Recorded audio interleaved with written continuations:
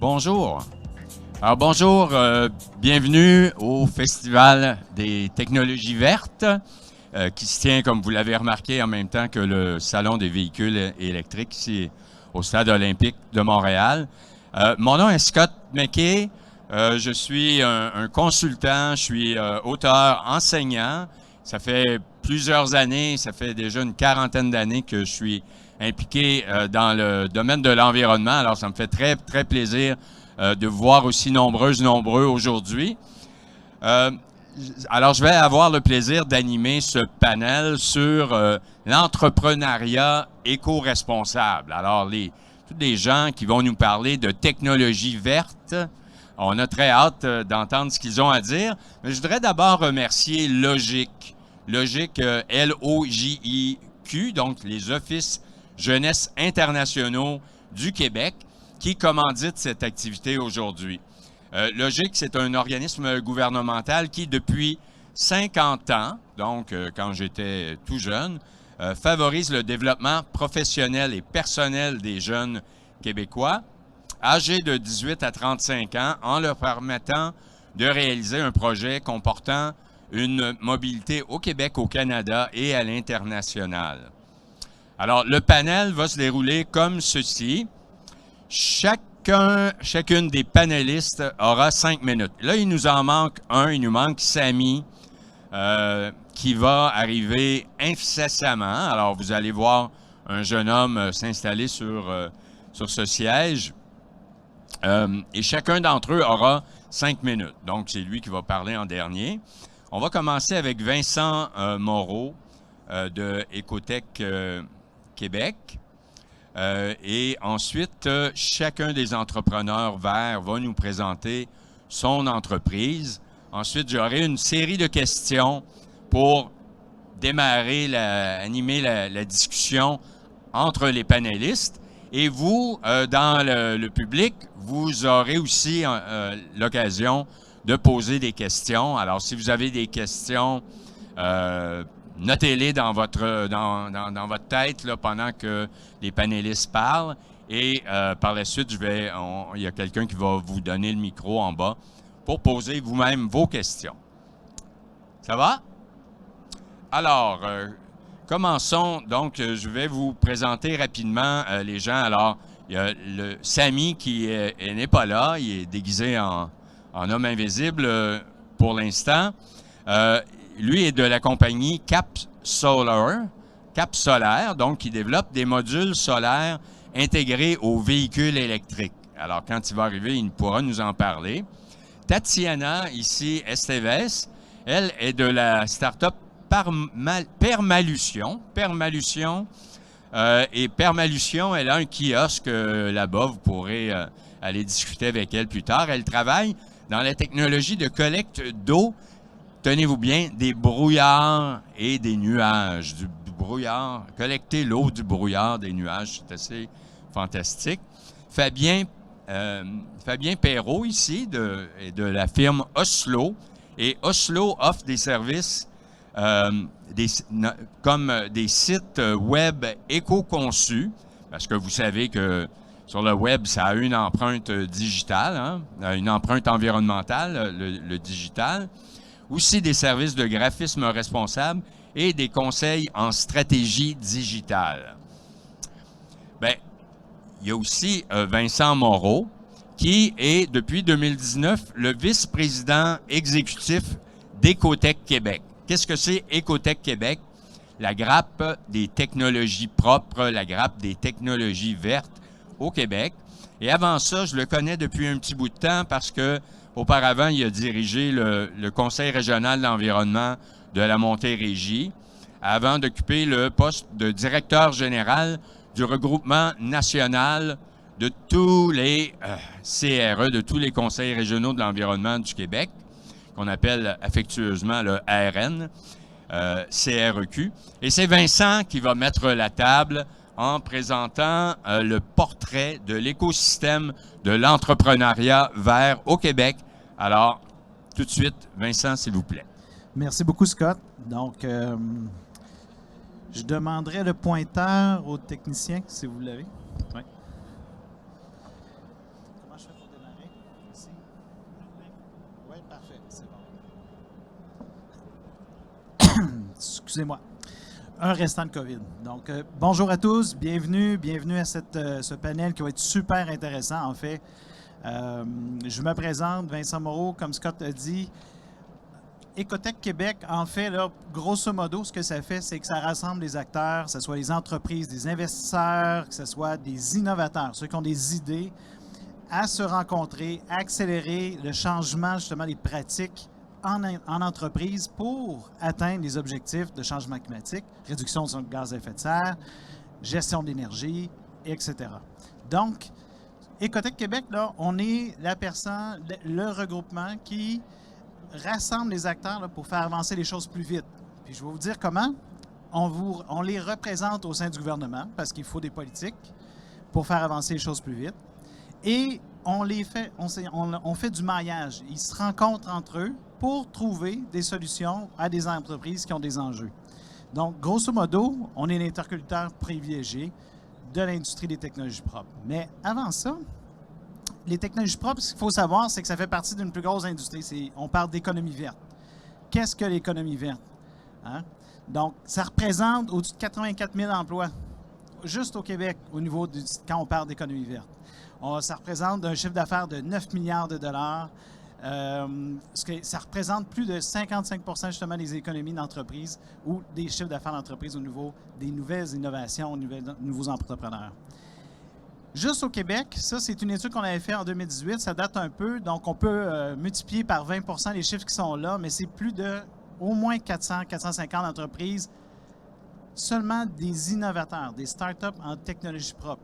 Donc ici au Québec, puis ça représente plus de 10 000 emplois et plus d'1 milliard de revenus juste au Québec en termes de chiffre d'affaires. Il y a aussi tout le volet, quand on parle de recherche et développement, bien, ça inclut également tout le volet des innovations quand on veut avoir une nouvelle start-up ou des nouvelles idées. On entend beaucoup parler des technologies propres, on parle de technologies vertes, mais en fait, comment on le définit? C'est quoi une technologie vraie? C'est quoi une technologie propre? On entend le gouvernement, on met des milliards là-dedans, on va encourager l'adoption des technologies propres. C'est avec ça qu'on va atteindre nos objectifs de réduction d'émissions de gaz à effet de serre, notre 0,5 degrés Celsius qu'on veut atteindre. C'est via les technologies propres. Est-ce que c'est la solution ultime? On va en parler tantôt. Je pense que Scott va nous poser la question. Donc, je vais essayer de faire vite parce qu'on va donner juste 5 minutes. Mais en gros, une technologie propre, c'est un bien, un processus, une mécanique, une ressource, une façon de faire qui va réduire l'empreinte sur l'environnement, mais en même temps qui va augmenter notre niveau de qualité de vie et augmenter justement notre capacité économique, notre rentabilité. Donc, on sait, il faut voir la croissance autrement aujourd'hui. Il faut adopter des nouvelles façons de faire, adopter des meilleures pratiques. Bien, les technologies propres vont jouer un rôle principal là-dedans. Maintenant, donc, quand on parle de technologie propre, il faut que ça soit écologiquement efficace, oui.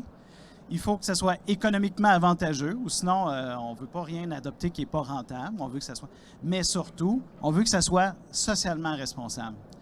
Ça a un objectif d'augmenter notre qualité de vie, c'est-à-dire économiquement, socialement et environnementalement. Donc, où est-ce que, quand on adopte une technologie propre, une entreprise dit, OK, oui, moi, je vais adopter une nouvelle façon de faire, je vais avoir un nouveau procédé qui va me permettre de réduire ma consommation d'énergie, par exemple. Les technologies propres vont permettre de réduire les coûts, avant tout, d'améliorer les performances de l'entreprise. OK? Ça va améliorer aussi l'image de l'entreprise. Vous savez, on entend parler de greenwashing, ces choses-là, mais là, on parle de technologies propres qui vont avoir des résultats concrets et réels sur le terrain. On veut vraiment que ça elle ait des impacts autant au niveau de la fierté des gens qui y travaillent, OK? Puis que ça donne aussi un impact économique à long terme parce que les gens recherchent de plus en plus à acheter des produits qui sont issus, OK, d'une chaîne d'approvisionnement qui ont une empreinte environnementale très, très, très bas. Donc, qui va utiliser moins d'énergie, moins de ressources, qui va être plus efficace au bout de la ligne. Donc, les technologies propres apportent tout ça. Où est-ce qu'on les retrouve? On les retrouve, ici on en a plein, on a les panneaux solaires, dans les énergies non renouvelables, les éoliennes. On retrouve des technologies propres aussi dans l'efficacité énergétique. L'efficacité énergétique, c'est un gros, gros bout, là. Il y a plus de 50 % de notre énergie qu'on consomme au Québec qui est en pure perte. Pierre Vieux-Pinot, hier, en a parlé, qui s'en va en pure perte. Donc, il faut travailler sur l'efficacité énergétique. Pensez juste à vos fenêtres, prendre des doubles vitrages ou des choses comme ça ou avoir un meilleur isolant. On a également en chimie verte, en mobilité, on a justement les voitures électriques, salon des voitures électriques ici. En agriculture, on a beaucoup de technologies propres qu'on retrouve en agriculture pour conserver la qualité de nos sols, être plus performant dans la production, justement, maraîchère. Donc, et également au niveau de l'eau et l'air et les matières résiduelles. Je ne sais pas s'il y en a qui étaient là hier, Jennifer Pina a parlé justement qu'un déchet n'est pas un déchet, mais plutôt une ressource. Donc, quand on parle d'économie circulaire, on retrouve également beaucoup de technologies propres ou de technologies vertes là, dans ce milieu-là. Où est-ce que ça s'applique, ça? Puis je termine là-dessus, Scott. Donc, où est-ce que ça s'applique? Dans différentes sphères d'activité. On va le voir dans les transports, oui, dans les immobiliers, dans l'environnement bâti. OK? Donc, dans les produits forestiers, pharmaceutiques, pétrole, énergie, aluminium. Puis vous regardez le niveau du pourcentage, 46 %, puis on va en reparler tantôt. Pourquoi? Parce que les gouvernements, les ministères et organismes, sociétés d'État, c'est le premier acheteur au Québec de produits et services. Donc, ces gens-là ont un rôle à jouer également, puis on va pouvoir avoir l'occasion d'en reparler un petit peu plus tard. Je vais vous donner 2 exemples concrets en terminant. Donc, PyroWave, qui est une société, une entreprise, un innovateur, qui, vous savez, le plastique numéro 6 que vous dites qui n'est pas recyclable, en fait, c'est recyclable. Ça a une valeur. Donc, eux, en 2018, ont découvert un processus, ils ont élaboré un processus pour pouvoir revaloriser ce plastique-là et en refaire une molécule vierge pour refaire d'autres plastiques. Donc, il y a des solutions pour toutes les matières qu'on a. Ou un autre exemple, bien, il y en a qui vont au spa ici, bien sûr, n'est-ce pas? Donc, eux, Nordic Stoneham, un autre exemple, ils produisent leur énergie à partir de granules, justement, torréfiés. Presque coût nul. Peu d'adaptation de leur système de chauffage. Donc, puis ils font des gains environnementaux énormes. On parle de 129 tonnes par année de GES, des gaz émissions de effet de serre, évitées. Donc, je vais arrêter là-dessus parce que par la suite, on va pouvoir parler des bons coups de l'écosystème. À toi, Scott. Merci, Vincent. Merci beaucoup. On va demander à nos entrepreneurs verts, justement, de présenter leur entreprise. Peut-être...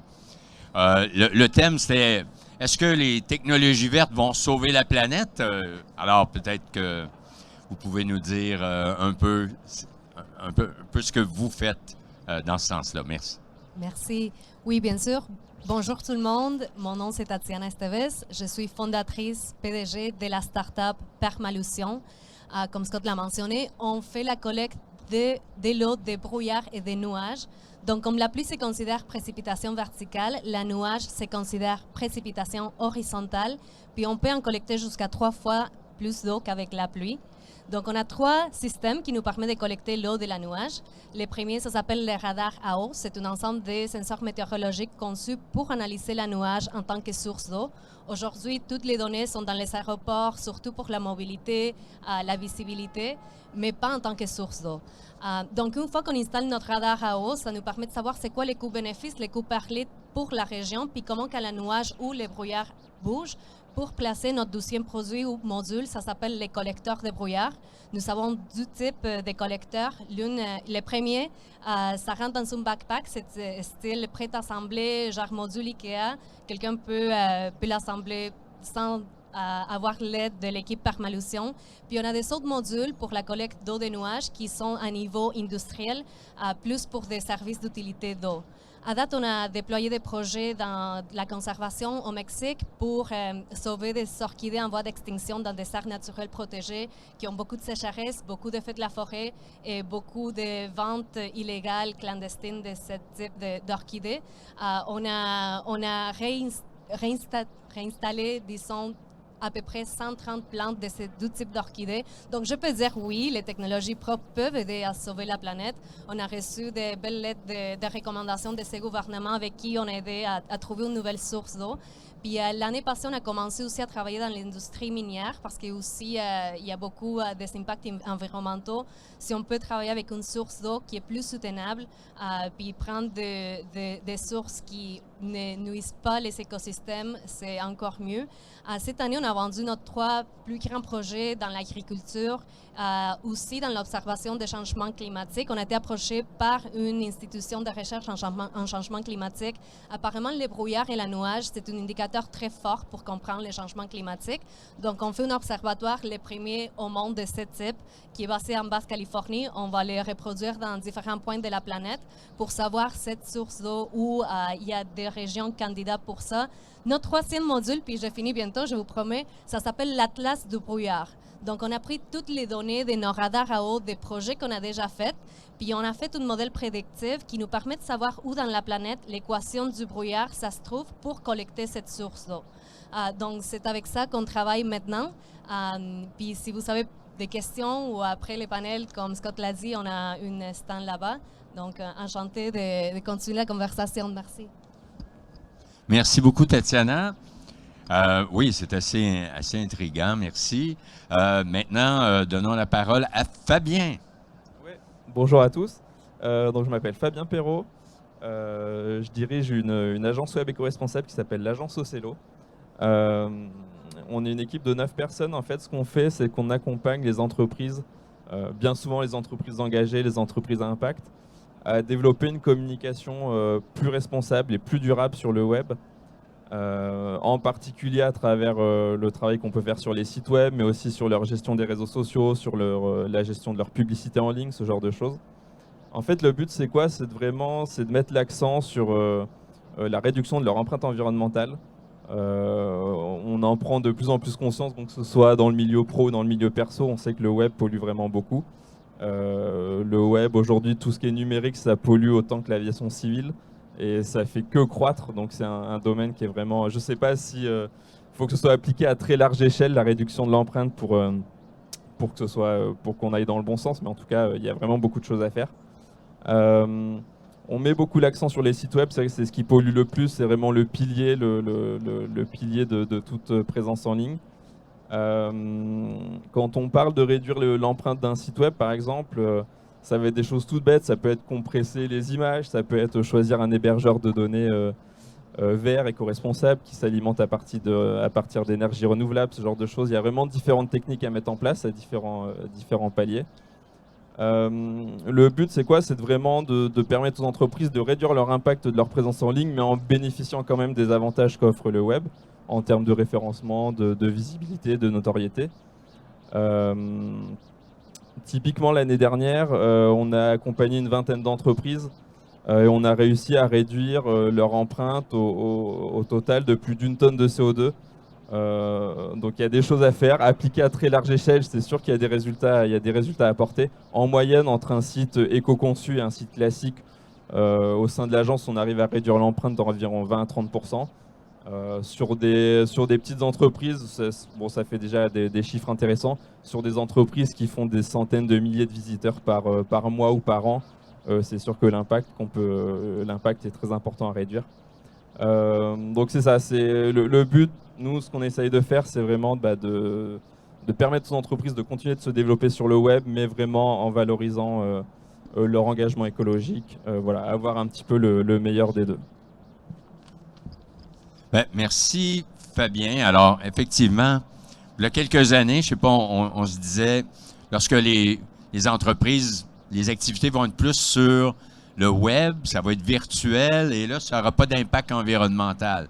Mais là, on s'aperçoit que c'est pas le cas et il faut effectivement avoir des stratégies pour réduire l'impact négatif là, de toute notre navigation sur le web. Ben, merci. On aura peut-être des questions pour vous plus tard. Il a enlevé sa cape d'invisibilité. Alors, voici Samy Benhamza qui va nous parler de son entreprise, donc Cap Solaire. Enchanté tout le monde. Moi je m'appelle Samy, je suis le cofondateur et le PDG de Cap Solaire. Désolé du petit retard, je pensais que c'était à 13h30. Donc en bref, chez Cap Solaire, ce qu'on fait, c'est qu'on développe des panneaux solaires. Proche. Comme ça, c'est correct? Oui. En fait, on développe des panneaux solaires pour les véhicules électriques. Donc on est à la bonne place aujourd'hui. Ce qu'on fait, c'est que, si vous voulez, l'objectif, c'est de prolonger l'autonomie des véhicules électriques grâce à l'énergie solaire. Donc on travaille là-dessus depuis environ 2 ans maintenant. On reste une startup, on est assez jeune, mais on a des résultats. Aujourd'hui, on se concentre sur ce qu'on appelle les véhicules électriques à basse vitesse. Donc c'est tout ce qui touche, ce que vous voyez en arrière de nous, c'est un bon exemple. C'est un exemple assez intéressant, mais ça reste des véhicules à basse vitesse. Donc des voiturettes de golf par exemple. Mais notre vision à long terme, c'est vraiment d'être capable d'intégrer notre technologie dans les véhicules passagers que vous pouvez voir partout dans le stade. Parce qu'en fait, longtemps, on a cru que l'énergie solaire n'avait pas d'avantage pour les véhicules électriques, mais c'est faux. Ce qu'on peut faire, c'est alimenter complètement nos trajets quotidiens en ville grâce à l'énergie solaire. Donc on parle d'environ de 20 à 30 km, et c'est quelque chose qui existe aujourd'hui, et c'est ça qu'on fait chez Capsolar. Merci. Donc, vous nous dites qu'il n'y a pas simplement d'améliorer les batteries qui permet d'allonger la durabilité, disons, de combien de kilomètres peut l'autonomie, le mot que je cherchais, des véhicules électriques. Vous pouvez le faire aussi avec l'énergie solaire. En effet, en effet. Pour les véhicules passagers, vu que l'autonomie est déjà très longue, 600 km par exemple, avec le solaire, on ne va pas prolonger l'autonomie, mais on va plutôt alimenter les trajets quotidiens. Si on parle de véhicules basse vitesse, on parle de 50 km, donc l'extension d'autonomie est d'environ 25%, c'est significatif. Bien, excellent, merci beaucoup. Alors, comme vous voyez, on a une grande variété, d'entreprises et de technologies. On a quelqu'un d'Écotech Québec qui connaît donc l'ensemble de la grappe. Alors, j'ai envie de vous poser quelques questions parce qu'on se posait, est-ce que les technologies vertes peuvent sauver la planète? Donc, pour sauver la planète, c'est quand même, on pourrait dire que c'est une grosse job, hein? C'est quand même un grand défi. Alors, comment est-ce qu'on peut amener, finalement, développer davantage les marchés pour vos entreprises? Comment, par exemple, vous vendez à des entreprises davantage. Est-ce que les gens sont prêts actuellement à acheter vos produits, à recevoir, disons, des choses qui sont quand même assez nouvelles, qui sont innovantes? Est-ce qu'il y a une ouverture actuellement que vous sentez de la part d'acheteurs potentiels? Moi, je peux commencer, oui. Donc, nous sommes dans l'industrie de l'eau. C'est une industrie qui est hautement réglementée. Au Canada, on ne perçoit pas un manque d'eau, même si c'est un des endroits avec plus de brouillard dans le monde. Donc, notre clientèle est surtout aux États-Unis, en Californie. Aux États-Unis, c'est illégal de récolter l'eau de pluie dans plusieurs États. Puis en Californie, c'est seulement légal de récolter ce qui tombe sur les toits. Ce qui tombe dans les sols, ça appartient au gouvernement. Donc nous, on doit passer par le gouvernement en premier, s'assurer que les régulations sont là. On a dû prouver au gouvernement qu'à différence de la pluie, la nuage, si on ne la collecte pas, ça retourne à l'atmosphère par changement climatique. Donc, ce n'est pas qu'on enlève l'eau pour les réservoirs ou pour les remplissages. Donc, oui, c'est un peu compliqué. Les fermiers ont un peu peur parce qu'ils ont eu des expériences avec l'eau de pluie, des autres technologies qui n'ont pas été réglementées. Il y a eu des amendes, des temps en prison. Donc, on est très, très diligent de faire toutes les étapes à la main avec les gouvernements, aussi avec la clientèle. Puis une fois qu'on développe la réglementation, puis on peut vraiment démocratiser dans une région l'eau de brouillard où vendre nos produits. C'est fait. Les gens sont plus chaleureux à acheter nos solutions, mais dans l'industrie de l'eau, c'est comme ça que ça se passe. Je ne sais pas pour vous. D'accord. Fabien? Oui, la question est intéressante parce que typiquement, dans le cas de la pollution numérique, il y a eu effectivement depuis le Covid une digitalisation encore plus importante, mais bien souvent, ce que j'ai constaté, c'est que les entreprises savent qu'elles polluent quand elles sont présentes en ligne, quand elles font de la publicité, quand elles publient sur les réseaux sociaux, quand elles ont un site web. Et d'elles-mêmes, elles ont pour beaucoup cette démarche de se dire on a envie de réduire cette empreinte, on a envie de valoriser nos engagements auprès de nos partenaires, auprès de nos salariés. Des fois, certaines veulent en faire un argument de vente ou d'autres choses, ça peut arriver aussi, mais c'est vrai elles comprennent déjà la démarche, elles sont assez proactives là-dedans, donc c'est intéressant. Et pour les entreprises qui ne sont pas encore convaincues, il y a un enjeu de sensibilisation, après que ce soit dans mon domaine ou dans les autres domaines, c'est la même chose, de communiquer beaucoup là-dessus. Et je pense que c'est le but aussi d'une entreprise à mission, d'une entreprise à impact, de prendre du temps aussi pour sensibiliser les autres entreprises, les particuliers. Il y a ce temps-là à prendre aussi, effectivement. Oui, alors intéressant. Vous amenez donc la question de... Bon, il y a un peu des barrières. Il faut aller au-delà de, disons, de faire changer peut-être, dans certains cas, la perception, la réglementation. Il faut sensibiliser les gens. Samy, qu'est-ce que... Moi, en fait, Qu'est-ce que dans votre réalité... Moi, je dirais que de mon côté, en fait, je réalise que les gens veulent beaucoup de choses. C'est-à-dire, ils sont déjà sensibilisés à un certain niveau. Déjà au salon, par exemple, nous, on l'a présenté hier, on a eu beaucoup de personnes qui s'intéressaient vraiment au solaire, qui me disaient « Est-ce que je peux mettre ça sur mon véhicule et tout ?» Donc, je dirais pas qu'il manque d'intérêt du monde, c'est plutôt on donne pas assez, en fait. Les gens, par exemple, on est en train de changer du véhicule à essence au véhicule électrique. Donc, à la place de juste faire cette transition-là, pourquoi pas rajouter l'énergie solaire, par exemple, des véhicules électriques solaires? On travaille sur l'intelligence artificielle. Pourquoi juste travailler sur ça? Rajouter, par exemple, alimenter les serveurs avec de l'énergie propre. Pourquoi boire de l'eau du lac si on peut boire de l'eau de nuage? Donc, les gens sont dans une phase où ils commencent à shifter justement leur manière de penser. Donc, pourquoi pas tout faire d'un coup, aller plus vite et donner plus au monde qui veulent justement aller de l'avant et changer les choses, en fait. Merci. Est-ce que c'est Oui, quelque chose que vous voyez aussi là, à l'échelle de Je trouve intéressante ta question. Est-ce que les technologies propres ou les technologies vertes peuvent sauver la planète? En fait, j'ai le goût de te dire non, tout seul. Pourquoi? Parce qu'il y a des changements. Ça va être un des grands piliers. Le levier des technologies propres, technologies vertes, il faut qu'il soit présent. C'est un des grands piliers pour arriver à notre carboneutralité en 2050. On n'aura pas le choix d'utiliser des technologies propres. Mais en même temps, il y a des habitudes de consommation qu'il faut qu'ils soient changées. Il faut qu'il y ait une réglementation, il y ait une écofiscalité.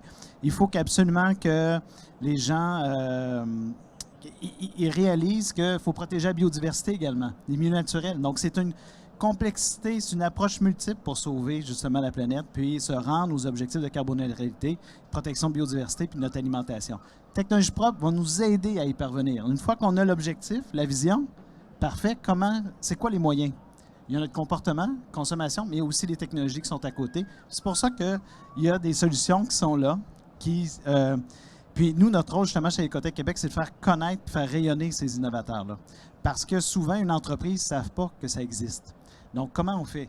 Bien, on va les positionner, on va les faire rayonner, on va faire de la communication, on va les présenter à des entreprises qui, eux, ignorent que cette technologie-là existe, puis qui pourrait être potentiellement positive pour eux, rentable, positive, puis ils réduisent leur quantité de ressources, améliorent leur opération, puis diminuent leur empreinte environnementale. Donc, vraiment, c'est une combinaison d'actions qui va faire en sorte qu'on va y arriver. Puis c'est pas juste les technologies propres, mais technologies propres, c'est un des grands moyens pour pouvoir y arriver. Excellent. Alors, ce que je comprends, moi, là, c'est que, dans le fond, vous avez des outils. Il y a tout un coffre à outils avec des outils performants, mais qui sont quand même peut-être un peu nouveaux pour les gens. Ils doivent apprendre à les utiliser. Premièrement, ils doivent apprendre qu'ils existent et puis ensuite à les utiliser. Mais il faut qu'on ait déjà... L'outil seulement ne permet pas de sauver la planète. Il faut avoir un plan, il faut avoir la volonté et les moyens d'aller de l'avant. C'est super important ce que tu dis, c'est la vision. Il faut que les directions, les têtes dirigeantes, les décideurs, On va prendre juste une petite pause parce qu'il y a une annonce ici dans le stade qui... Ça dure jamais très longtemps. Non. Parce que je vais essayer de parler un petit peu plus fort à ce moment-là.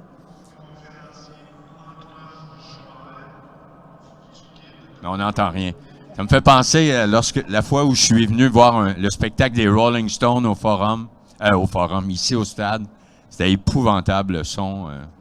J'étais en haut. Bon, bref, pour reprendre un peu, c'est que on a des innovateurs avec nous qui rencontrent des entreprises qui veulent les convaincre que leurs innovations peuvent augmenter leur efficacité et réduire leur empreinte.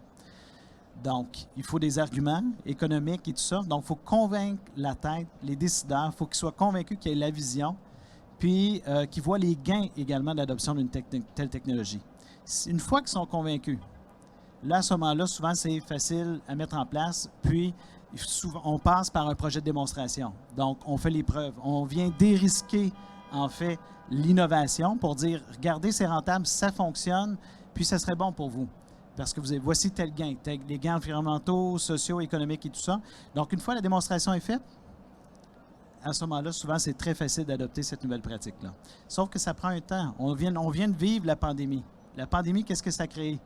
Oups, tout le monde en met les freins au niveau de l'innovation. Je veux conserver ma rentabilité, mes employés. Donc là, on a une opportunité post-pandémique. C'est une opportunité de changer nos pratiques. Puis surtout que nos objectifs, il faut les atteindre en moins de 3 ans. Couper les émissions de gaz à effet de serre en 3 ans, présentement, pour atteindre le 1,5 degré. Eh bien, c'est une opportunité pour les entreprises ici d'adopter justement des innovations d'ici.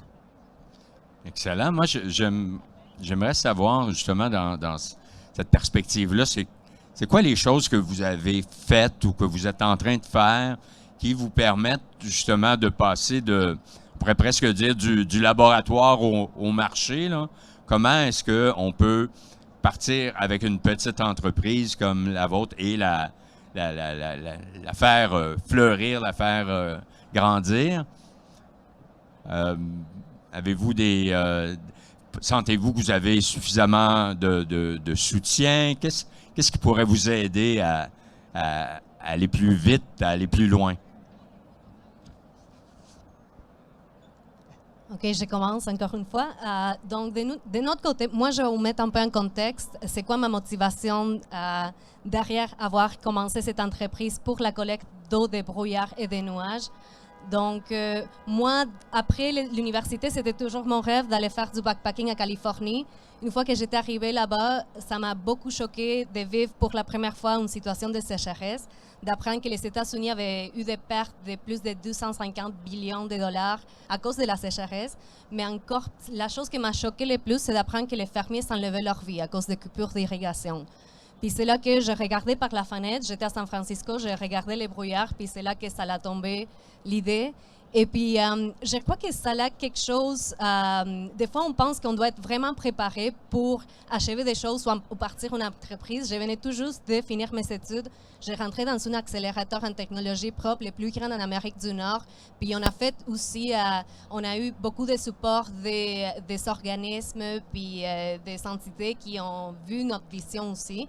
Donc, avoir cet appui, c'est très important. Des fois, oui, on pense qu'il faut avoir toute une équipe, tout un talent, avoir toute la technologie prête pour commencer. Moi, j'ai commencé mon prototype avec des choses que j'ai trouvées dans les garages. J'ai montré que ça fonctionnait. J'ai eu comme une offre pour faire un projet pilote. Donc, on fait ce qu'on peut avec ce qu'on a dans une startup land.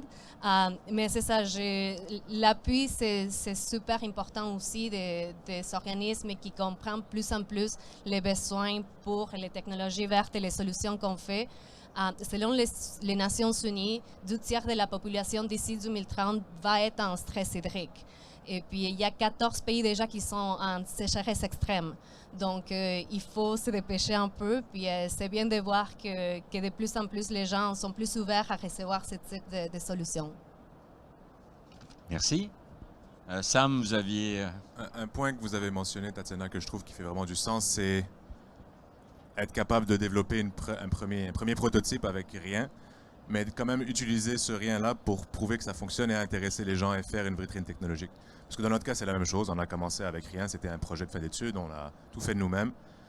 Mais la meilleure manière qu'on a pu s'aider, c'est de trouver des clients. Parce qu'une fois qu'il y a des gens qui sont prêts à acheter ce qu'on fait, le soutien, il vient avec. Donc une fois qu'on a quelqu'un qui dit « OK, ce que vous faites, c'est écologique, mais en plus, économiquement, ça fait du sens », le gouvernement va se dire « OK, on va les aider ». Les incubateurs, les accélérateurs, etc., ça vient avec. Donc vraiment, la meilleure manière de s'aider en tant que start-up, c'est de trouver des gens pour l'acheter. Et ça, des fois, c'est quelque chose que les start-up ignorent un peu. Ils se disent, je vais développer la technologie la meilleure possible. Après ça, je vais chercher des clients et de l'argent, mais ça finit toujours mal. Ben, ça finit bien des fois, mais bon. Excellent. Fabien? Oui, non, mais c'est vrai, je rejoins ce qu'a dit Samy. C'est vrai que le soutien le plus important, c'est les entreprises, c'est les premiers clients qu'on peut avoir. Et c'est là aussi où on arrive à avoir du feedback. Et c'est des entreprises qui vont beaucoup nous challenger sur nos pratiques, parce des fois on a la solution au premier coup, des fois c'est pas le cas. Mais avec leur feedback, ça permet d'aller encore plus loin. Et puis c'est des choses nouvelles, c'est des technologies nouvelles, des solutions un peu différentes. Et finalement, elles se prennent au jeu aussi à nous challenger, à nous conseiller, à essayer qu'on aille un petit peu plus loin. Et puis quand souvent ça marche, c'est vrai qu'elles vont aussi nous recommander. C'est ça qui fait que effectivement le soutien principal, il vient directement des entreprises. Ah, c'est intéressant. Donc, vraiment, il ne faut pas avoir peur d'aller vers le client, vers les gens qui vont acheter, tester votre technologie. Ça devient un peu, pas seulement vos clients, ça devient un peu vos partenaires, finalement, dans le développement. Moi, je me demandais à ce moment-ci s'il y a des gens dans la salle qui ont des questions pour nos panélistes. Alors, il y a Mme Levert ici. Ah, oui. Qui peut se promener parmi vous. Alors, voilà pour vos questions.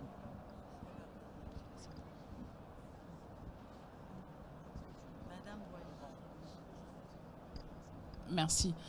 Bonjour à tous. Très pertinent, vraiment inspirant. Karine Boily, moi je m'occupe aussi du rayonnement en proposant des services en communication aux entreprises, donc tout ce qui est mobilité durable, sobriété énergétique et économie circulaire.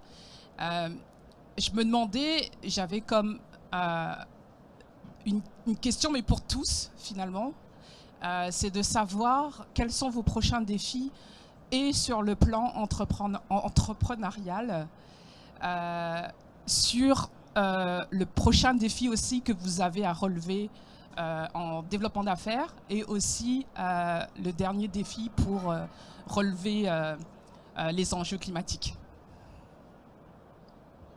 Merci. Ouais, c'est intéressant, c'est sûr que c'est tellement... En fait, on apporte une solution à un instant T qui bouge beaucoup. Enfin, on le voit hier, quand le salon a été introduit, on en parlait qu'il y a 5 ans, la voiture électrique, ça, on n'était pas du tout là où on en est aujourd'hui. Ça va très très vite. Je vais reprendre l'exemple du web parce que c'est mon domaine. C'est vrai qu'on est on est dans le web 2.0, on parle du web 3.0, du métaverse, ce genre de choses. Donc au final, il faut arriver à s'adapter, à beaucoup s'adapter. C'est ce que je disais, à vraiment se challenger en permanence. Ça, c'est dur. Bon, je pense que c'est vrai dans tous les domaines. Et après, au final, je vais en revenir à la même chose, mais à la sensibilisation, c'est vrai que c'est ça qui est hyper important aussi parce que ça nous permet de continuer, nous, à innover, à adapter les solutions qu'on propose et puis à prendre le feedback, à prendre ce qui se passe. Moi, j'interviens beaucoup dans les universités, par exemple, pour parler de ce sujet-là, de l'éco-conception, de la pollution numérique. Et c'est là aussi que les idées viennent des étudiants qui ont une vision, qui ont quelques années de moins que moi et qui ont une vision encore différente. Et une vision différente aussi des entreprises que je côtoie qui, elles, pour le coup, ont plus d'expérience, ont une vision aussi particulière. Et c'est ça, c'est vraiment continuer à avoir le feedback et pas rester sur sa solution bornée, rester comme ça des années et peut-être louper pour le coup le prochain changement qui peut y avoir. De notre côté, nos enjeux présentement, c'est surtout les positionnements à production en échelle. Nous avons des lettres d'intention pour plus de 250 unités présentement. C'est moi et ma collègue dans les garages nous sommes en train de monter les modules. Donc, nous sommes en train de faire ces positionnements-là. De l'autre côté, tous nos projets sont en dehors du Canada. On veut déployer les premiers projets au Canada, vu que c'est l'endroit avec plus de brouillard dans le monde, surtout les côtés du Québec. Donc, nous sommes en conversation avec la région d'Avignon puis Gaspésie pour partir un premier projet de brouillard là-bas. Et puis, on fait tout notre plan d'exportation présentement avec la délégation du Québec à l'international. Ils ont été vraiment très, très excellents pour nous aider de ces côtés-là. Et finalement, pour ce qui est la question des modèles d'affaires, notre enjeu présentement, c'est de transitionner notre modèle d'affaires pour devenir un fournisseur d'utilité d'eau et vendre par paramètre à place de vendre notre technologie. Donc, surtout nos clients dans les mineries, dans les secteurs miniers, ils nous disent, moi, je veux savoir à la fin du mois combien d'eau tu m'as donné, puis combien je dois payer. Je ne veux pas acheter des collecteurs, puis avoir des interactions avec la technologie. Des fois, les gens qui l'achètent ne sont même pas à l'endroit où on installe. Donc, c'est ça notre transition qu'on fait présentement, oui. On va avoir un modèle de revenu récurrent, mais c'est intéressant aussi pour les investisseurs. Moi, je dirais un défi principal, c'est le timing. Quand on est une startup, le timing est vraiment critique. Là, par exemple, on a une fenêtre d'action très courte où c'est possible qu'on soit un peu trop tôt par rapport à appliquer l'énergie solaire aux véhicules, Mais si on le fait dans 1 an ou 2 ans, on sera probablement trop tard. Donc il faut qu'on ait un timing presque parfait et une réactivité très, très bonne. Donc aller voir des clients, savoir qu'est-ce qu'ils veulent, ajuster, aller revoir des clients, etc., pour rester au-dessus de la courbe. Mais c'est vraiment un défi majeur dans notre cas. Et bon, on est une start-up, donc trouver de l'investissement, c'est toujours difficile. Peut-être pour terminer, en fait, nous, on représente ces innovateurs-là, puis on essaie de les connecter le plus possible aux entreprises. Sur au-dessus de 190 défis ou enjeux qui ont été présentés par des entreprises, on a réussi à faire déposer plus de 500 solutions. Donc, il y a 500 innovateurs qui ont décidé de déposer une solution pour ces entreprises-là. Ça, c'est la plus grande réussite qu'on a chez Ecotech, c'est de faire le maillage avec les accélérateurs, les incubateurs, les investisseurs, les entreprises innovateurs. Mais on a un défi encore aujourd'hui de mobiliser les PME, les entreprises à venir présenter leurs enjeux pour leur permettre à nos innovateurs de leur présenter les solutions. Fait qu'on est dans une boucle constante, mais de plus en plus, on est sollicité pour pouvoir le faire. Mais le défi, c'est tout le volet communication, d'éducation, l'impact que ça peut avoir. Mais ils n'auront pas le choix de changer leurs pratiques. Dans 5 ans, là, ça ne sera plus viable, les pratiques d'aujourd'hui. Donc, il faut changer notre façon de faire. Puis eux ont la solution. Les solutions existent au Québec. C'est de les faire connaître. C'est ça le plus grand défi et enjeu qu'on a chez Ecotech ou dans l'écosystème. Vous avez mentionné le fait Samy, vous l'avez fait aussi, peut-être Tatiana, d'arriver, de ne pas attendre d'avoir un produit parfait et fini avant d'aller chercher des clients, avant d'aller chercher ce qui devient un peu des partenaires. Mais ça veut dire que vous aussi, avec les sites web, vous êtes prêt à proposer un produit qui est peut-être imparfait, qui est perfectible. Qu'est-ce qu'il y a à gagner pour une entreprise? Parce que c'est une prise de risque que de devenir un nouveau client ou même un individu. Qu'est-ce qu'il y a à gagner à prendre ce risque-là? Est-ce qu'il y a, par exemple, des mécanismes qui permettent de pallier ce risque-là pour que les gens deviennent vos premiers clients? D'un point de vue financier, il y a des supports qui existent pour être capable de réduire le risque économique en tant que tel. Finalement, si notre solution ne fonctionne pas, le gouvernement paye une certaine partie des solutions, par exemple. Mais en fait, ces premiers clients, ils participent au développement du produit parce qu'ils savent que l'idée en tant que telle fait du sens. Ils savent que l'impact que ça va avoir, ils vont y participer, si vous voulez. Donc, c'est comme si ils faisaient partie de l'équipe. Donc, oui, ils prennent un risque, mais ils savent que le risque en vaudra la peine. Puis, je dirais aussi, il y a beaucoup de programmes qui existent actuellement. Des investisseurs aussi qui font du capital de risque, qui sont prêts à prendre ce risque-là. Ils investissent parce qu'ils croient en la technologie, aux bénéfices que ça va apporter. Puis à la rentabilité aussi de l'innovation par la suite.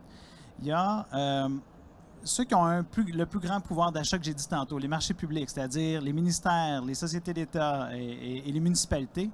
Ces gens-là peuvent être très bien des belles places de démonstration pour tester ces innovations-là technologiques, puis les dérisquer, puis faire la démonstration, puis faire en sorte que les grandes entreprises, par la suite, puissent l'adopter. Donc, le marché public a un grand rôle à jouer dans ce dérisquage-là.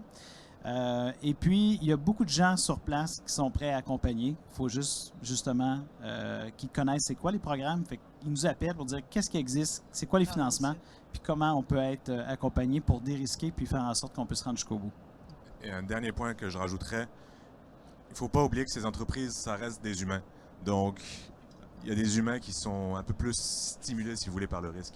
Ils se disent, c'est compliqué, c'est risqué, mais je crois vraiment en ça, je veux vraiment permettre que ça fonctionne. Donc, même si c'est une entreprise qui prend des risques ou c'est de l'argent, la personne qui va prendre ce risque-là, qui va faire ce choix, elle veut avoir du fun aussi. Donc, mais c'est vrai, nos premiers clients, c'était exactement ça. Bonjour. Moi, je suis peut-être mieux avec ça. Je me demandais à quel point le greenwashing vient jouer avec vous autres. Des compagnies qui sont vraiment éco-responsables, qui sont vraiment capables de faire une différence dans l'environnement, dans l'écologie. À quel point ça vient miner vos efforts quand certaines compagnies font semblant de l'être ou viennent faire leur publicité avec ça pour essayer de se vendre vert alors qu'ils ne le sont pas. À quel impact ça peut avoir dans votre développement ou dans le... Parce qu'il y a une grosse partie là-dedans qui est de la publicité, où est-ce que je veux vendre un projet vert, ça risque de ne pas être le plus rentable, mais je veux faire une différence pour l'avenir. À quel point ceux qui jouent dans votre cours, mais sans l'être, ça nuit au développement?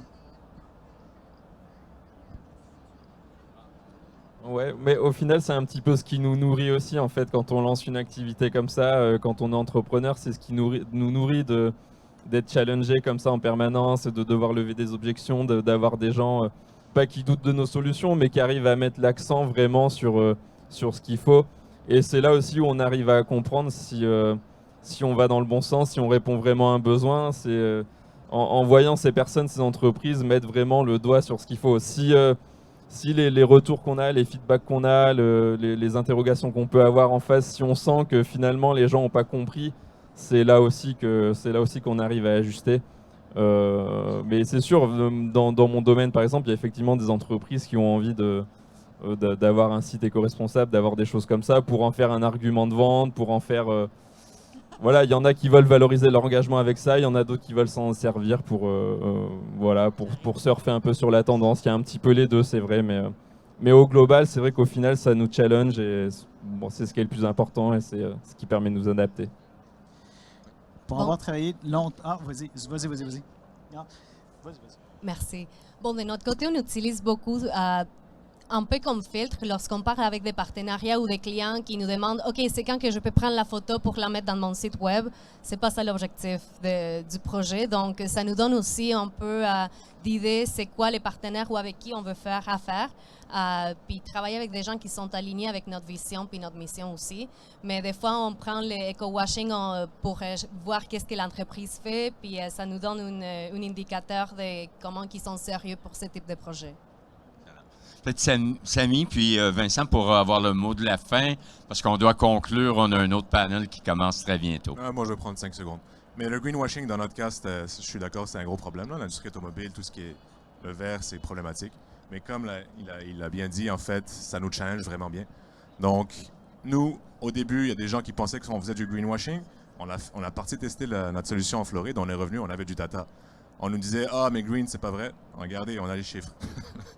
Mais même dans ces cas-là, il y a des gens qui se disaient « Ah, greenwashing ». Donc, j'ai une histoire par rapport à ça, mais ça prendrait trop de temps. Quand on se fait abrocher, puis on détecte que finalement, c'est pour un objectif de greenwashing, c'est une opportunité pour lui de dire « Oh, on a un pied dans la porte ».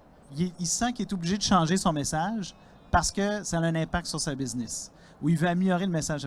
Là, c'est le temps de lui dire justement c'est quoi les intérêts, c'est quoi les vrais gains. Ça en fait, c'est une occasion d'échanger puis de lui montrer que c'est beaucoup plus qu'un aspect communicationnel, mais un impact réel sur son entreprise, puis ses achats, puis sa rentabilité, puis son impact sur l'environnement. Donc, tu sais, il faut le tourner pour que ça soit en opportunité pour dire, OK, j'ai un pied dans la porte, tu viens me parler, je vais te dire réellement qu'est-ce que ça fait. C'est pas juste une question d'image. Bien, merci beaucoup. Alors, on va conclure le panel. Alors, on applaudit nos panélistes. Merci de votre générosité, votre temps. Alors, et merci à vous d'être dans la salle, d'être aussi attentifs. Alors, je pense que... Est-ce que les technologies vertes vont sauver la planète? En tout cas, on a des gens ici, des jeunes personnes qui travaillent très fort dans ce sens-là. Alors, je suis persuadé qu'ils vont tous et toutes réussir. En tout cas, on leur souhaite le mieux. Et merci encore. On va, dans 10 minutes, il y a le prochain panel qui sera sur les changements climatiques. C'est moi encore qui va l'animer. Alors, restez dans le coin.